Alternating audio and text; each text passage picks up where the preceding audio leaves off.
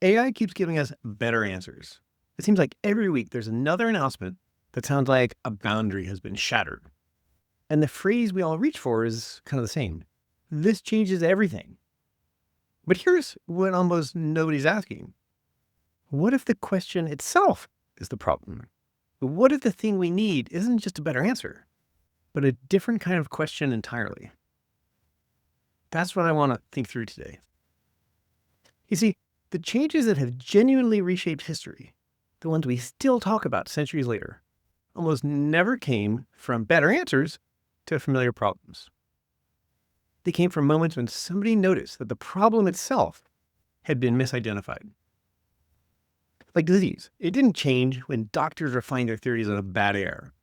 It changed when illness was reframed as something transmitted by organisms no one could see. And astronomy, it didn't advance because planetary motion was tracked more precisely. It advanced when Earth was quietly displaced from the center of the picture. Again and again, progress arrived not through refinement, but through reorientation. Now, what I think is easy to miss is what happens when that reorientation doesn't occur. We keep improving our answers while repeating the same kinds of mistakes. We build sophisticated systems to solve familiar problems, and we wonder then why the deeper patterns don't shift and we keep making the same mistakes. Things change, but the shape of the difficulty remains strangely intact. See, when the landscape is wrong, better answers, they don't resolve the difficulty, and they can even make it harder to notice the difficulty. Because refinement doesn't always correct an error. Sometimes we dig the hole even deeper. So what does this actually look like in practice? Well, most explanation starts the same way. Before we ask how something works, we quietly and quickly decide what kind of thing it is. And see, this happens so fast, we almost never notice it. Like, is this a machine? Are we talking about a person, a system, a market, a disorder, or a mind? And once that decision is made, explanation can begin. And that's important. Certain questions make sense, certain answers count, and certain methods of inquiry are appropriate. Let's take an example. Psychology assumes a mind. Economics assumes agents with interests. And machine learning assumes that there's an objective to be optimized. These assumptions aren't mistakes. They're actually really important, and they're what allow our inquiry to get off the ground at all. But in settling what kind of thing we're dealing with, we also settle quietly, and usually without any discussion, a much more basic question. What is the thing? Why is it that explanation applies here in the first place? And then once that question recedes into the background, attention turns inward. It turns towards refinement, towards prediction, and towards optimization. Most of the time, that's exactly what we want. But when it isn't, we rarely notice why. Because every so often, a different kind of question presses forward. One that doesn't ask how something works, but whether our way of understanding it still holds.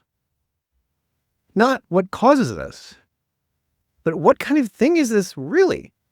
Like, take psychology, big area of interest for me. Entire fields are devoted to explaining how the mind behaves, develops, suffers, and how it relates to the brain. The work is often careful, rigorous, and really useful. But let's pause for a moment and ask a simpler question. What is a mind anyway? Not how it behaves, not what it correlates with, but what sort of thing it is. What's its nature? And despite decades of research, longer than that, still no shared answer. Is the mind a process, a pattern, a computation, or an illusion? Every proposal, every idea about this redraws the map slightly. And each one seems to leave something unresolved. And yet, explanation continues. Not because anybody failed, but because that's just how explanation works. Once the map is set, progress becomes possible, and that's important. Now, what hasn't been resolved doesn't vanish. It just fades into the background and we sometimes forget about it. This is what I call the blind spot before the map. It's the place where explanation depends on assumptions it does not and often cannot explain. We're trained to define things, to isolate variables, to build models and refine our answers. And those skills are indispensable. But they rely on something being held steady just out of view. And when that background no longer fits, refinement just doesn't correct the error. It deepens it. We just go deeper into these assumptions. Now, here's where this gets interesting to me, because insight at this level, at the level before the map, it doesn't arrive the way solutions do. More often than not, it arrives as a kind of recognition. And that's partly because many of the things we're trying to understand here can't be seen directly. Minds, social dynamics, complex systems, they don't present themselves as objects we can point at or put under a microscope. What we encounter instead are their effects, their breakdowns, their characteristic patterns. I mean, have you ever noticed the same pattern showing up in situations that shouldn't be related? Like, for example, a person knows exactly what needs to be done, but they just can't act. I mean, they know what to do, it's why can't they do it? Or we have a group with shared aims that keeps fracturing anyway. They just can't stick together. Or a system that becomes more rigid the more carefully it's optimized. That's a funny one. Again and again, we see the same tension. Activity increases, but direction doesn't. Recognition is important because it tells us something critical is missing, but it doesn't yet tell us what. At this level, insight also depends on reasoning from necessity, like asking what must be true if these patterns keep appearing, even when the underlying structure can't be directly observed. And the reward here, strangely enough, isn't a conclusion. It's just an orientation. It's how to look at the problem. So let's bring this back to AI, because AI really sharpens, I think, everything we're describing here. AI is remarkably good at working inside well-defined frames. Give it a goal, a representation, a map, and a way to measure success, and it can explore vast possibility spaces with ease. It'll outperform any human intuition without breaking a sweat. Well, many human intuitions. But here's the thing. Optimization only works after the frame is already in place. After we've decided what kind of thing we're dealing with, what counts as success, and what can change without losing the point. AI doesn't then ask whether that framing still fits. It inherits it. Well, sometimes it does ask about the framing, but it asks about framings that it knows about. And that matters enormously, because if the ways we currently frame our problems already lead us into familiar dead ends, automating those framings, they don't interrupt the pattern. They stabilize it. We get faster and more confident answers to questions that may no longer deserve our attention. The issue isn't that AI hits obstacles inside a problem. It's that the constraints shape the problem itself. They determine which questions can be asked, which solutions can appear, and which possibilities never even enter view. Most current AI systems don't reason at that level. They inherit their constraints from data architectures and objectives supplied from outside. Within those boundaries, they can be astonishingly capable. But the boundaries themselves are not something they typically step back and consider. And that's why so much of the current debate circles around limits, scaling, alignment, interpretability. The unease here isn't simply that these systems are getting smarter. It's that they're getting more effective while the assumptions that define what counts as success remain largely untouched. Now, none of this requires rejecting AI or treating it as a threat. I think it just requires recognizing that some kinds of thinking don't disappear when better tools arrive. They become more important. Systems that optimize inside a frame can take us very far. But deciding when the frame itself needs to change is not something that optimization naturally does.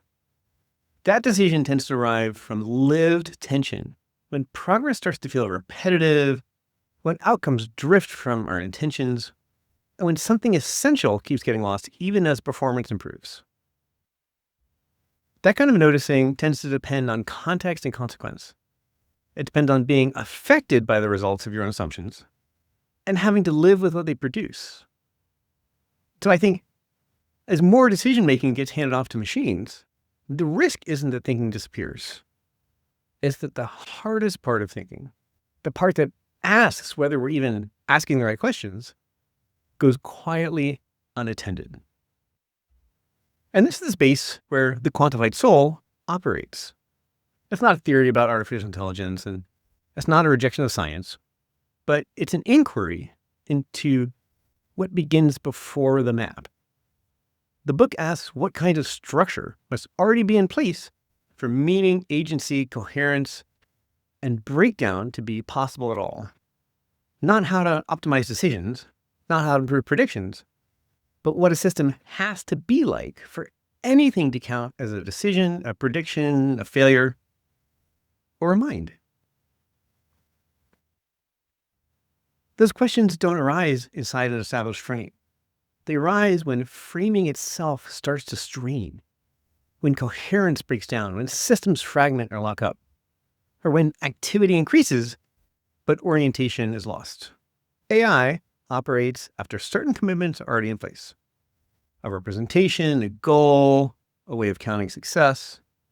These aren't flaws. It's what makes these systems powerful. But it also means there's questions that don't appear as problems from inside that space at all. Questions about whether the map still fits the territory or whether the territory has been misidentified. So the quantified soul is an attempt to stay with those questions, not to resolve them too quickly and not to translate them into answers prematurely, but to make the underlying structure legible, especially at the points where things are beginning to come apart. Because some problems, they just don't yield to better answers. They only yield when we notice what answering and explaining has been quietly relying on all along. And if no one stays with that responsibility, for example, if we just give up everything to machines, the map doesn't disappear. The map will decide for us.